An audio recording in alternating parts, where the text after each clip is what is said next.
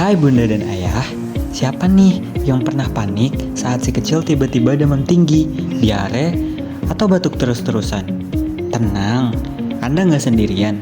Di video kali ini, kita akan bahas 5 penyakit yang sering menyerang anak-anak, plus cara praktis mencegahnya. Yuk simak, biar si buah hati tetap sehat. Musim hujan adalah musim DBD atau biasa kita sebut demam berdarah denggi. Penyebab utama penyakit ini adalah virus denggi yang ditularkan melalui gigitan nyamuk Aedes aegypti dan Aedes albopictus. Nyamuk ini menjadi perantara virus denggi setelah menggigit orang yang terinfeksi dan kemudian menularkannya kepada orang lain saat menggigit. Selain faktor utama tersebut, ada beberapa faktor lain yang dapat meningkatkan resiko terkena DBD. Yang pertama, lingkungan yang tidak bersih. Genangan air di sekitaran rumah, seperti di pot bunga, ban bekas, atau wadah penampung air, menjadi tempat berkembang biaknya nyamuk. Yang kedua, kondisi lingkungan. Daerah dengan sanitasi buruk dan padat penduduk juga berpotensi meningkatkan penyebaran DBD. Yang ketiga, sistem kekebalan tubuh yang lemah. Anak-anak, lansia, dan individu dengan kondisi medis tertentu lebih rentan terhadap infeksi virus denggi. Selanjutnya, riwayat infeksi denggi sebelumnya.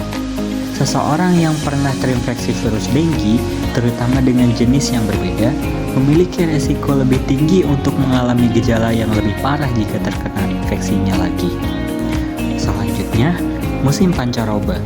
Perubahan cuaca dan lingkungan selama musim pancaroba dapat menciptakan kondisi yang mendukung perkembangbiakan nyamuk. Dan yang terakhir, pola musiman.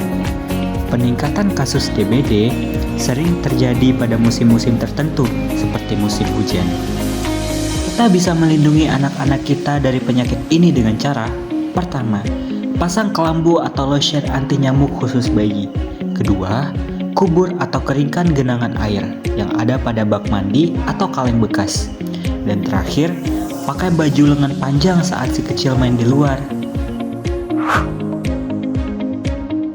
Diare bisa disebabkan oleh berbagai faktor, namun yang paling umum adalah infeksi virus atau bakteri yang masuk ke saluran pencernaan melalui makanan atau minuman yang terkontaminasi.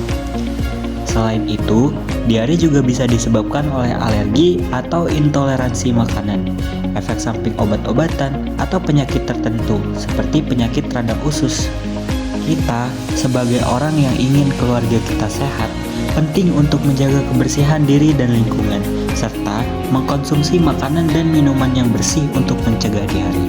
Jika diare berlangsung lebih dari beberapa hari atau disertai gejala lain seperti demam tinggi, muntah terus-menerus, atau dehidrasi, segera konsultasi ke dokter.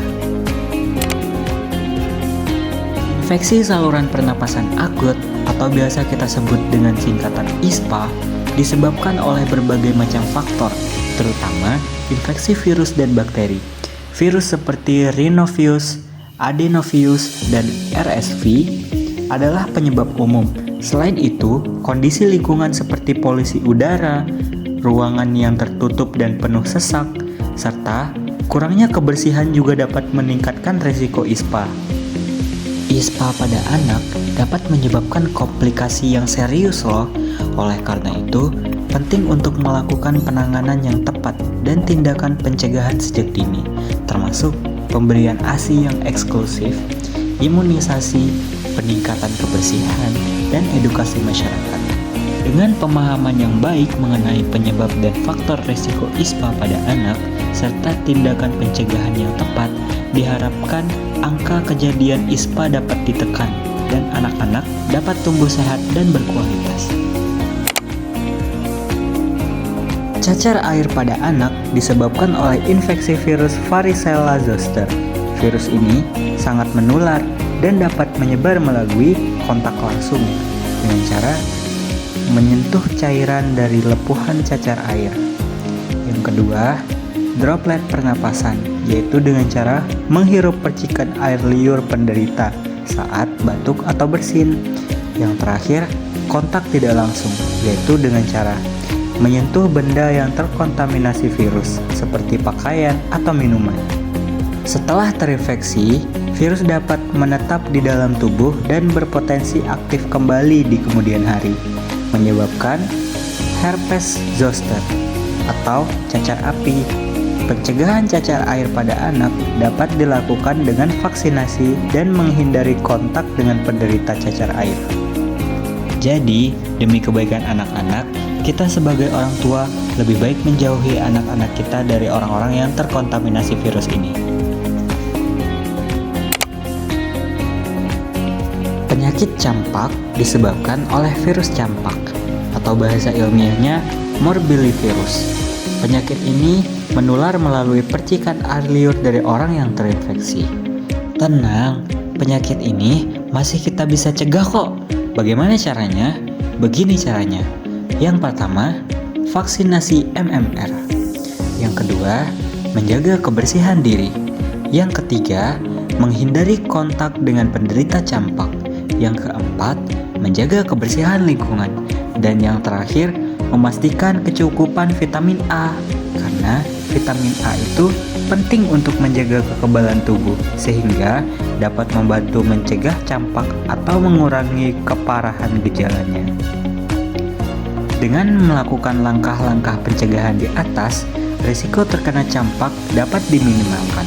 Jika ada gejala campak, segera periksakan ke dokter untuk mendapatkan penanganan yang tepat. Nah, sekarang Bunda dan Ayah sudah tahu musuh yang sering mengintai anak-anak dan cara melawannya. Jangan lupa share video ini ke sesama orang tua, karena melindungi anak sama dengan tanggung jawab kita bersama.